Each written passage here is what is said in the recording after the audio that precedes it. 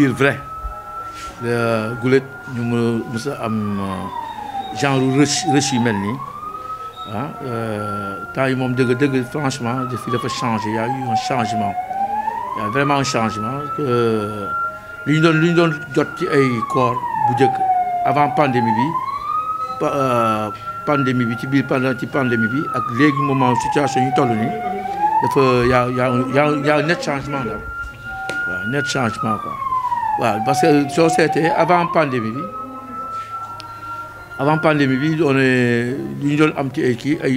une dizaine d'enterrements la ñu doon am par jour kooku c'était bien avant la pandémie. Bon, quand la pandémie s'est installée en 2020, mars 2020 précisément, nous avons commencé à yenn cas yi ñu jógee ay de la dizaine on est passé à une vingtaine, n'est-ce pas? Bon, 2 mois avant 2 mois ci ginnaaw nii yëf yi demoon na normal woon na de wàccaat on avait une baisse yaa delluwaat ci ay 15 14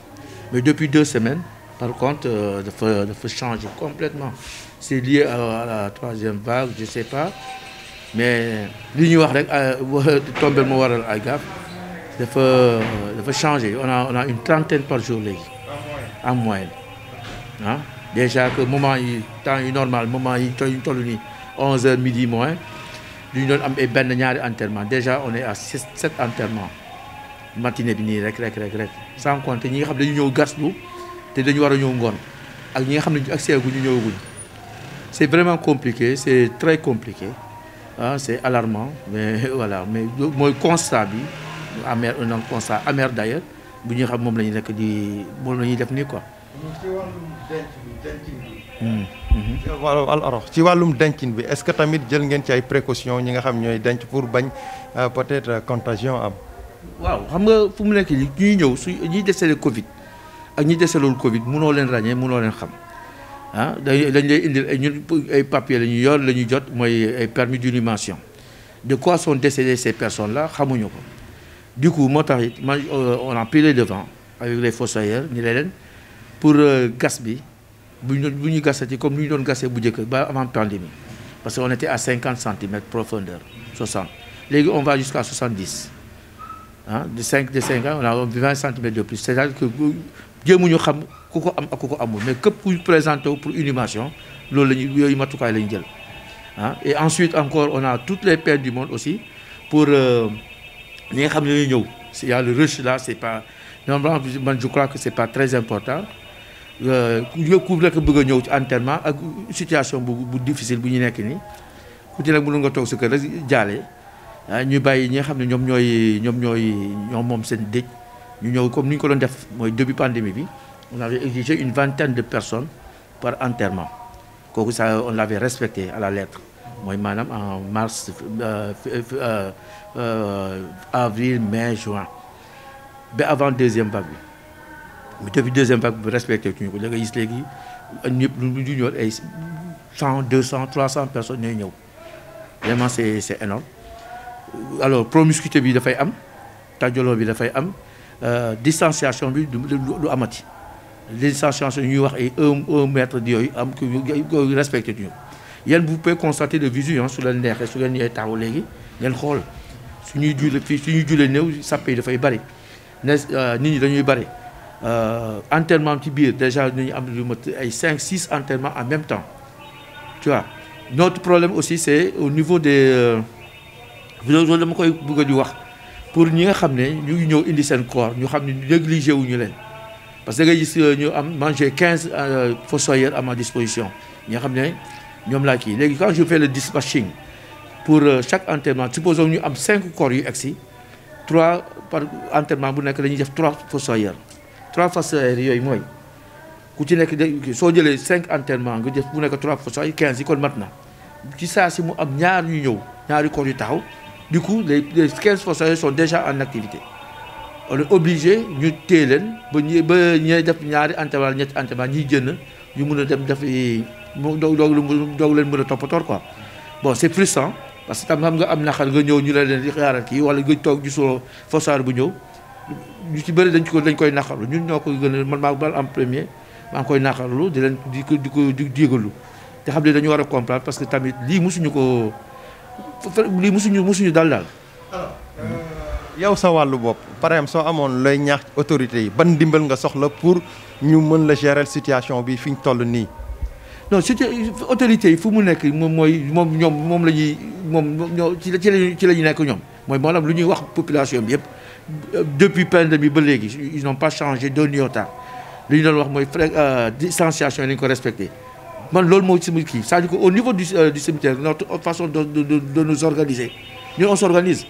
s'organise pour mun a faire face aux enterrements yi nga xam ne ñu kii mais luy suñu problème mooy maanaam te moom mooy problème bu ñëpp moom ñëpp di jàmbat mooy ci car rapide yi mooy ci jagajaay ci tata yi ak yooyu si mooy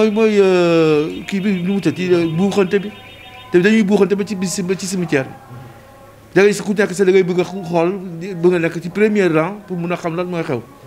waaw yooyu c'est vraiment dangereux dañuy war a seet nag suñ ko mënee limiter suñu mënee lancer un appel moi mon appel c'est que mooy maanaam am na ñoo xam ne jarul yenn nombre jarul ñuy ñëw cimetière bi mun a même ak fleuve kii pandémie bi nii mun nañ dem sax ba kenn du ko sentir pourquoi parce que ku ci nekk soo diw gaañu na nga envoyé say condoléances par kii et puis mu jeex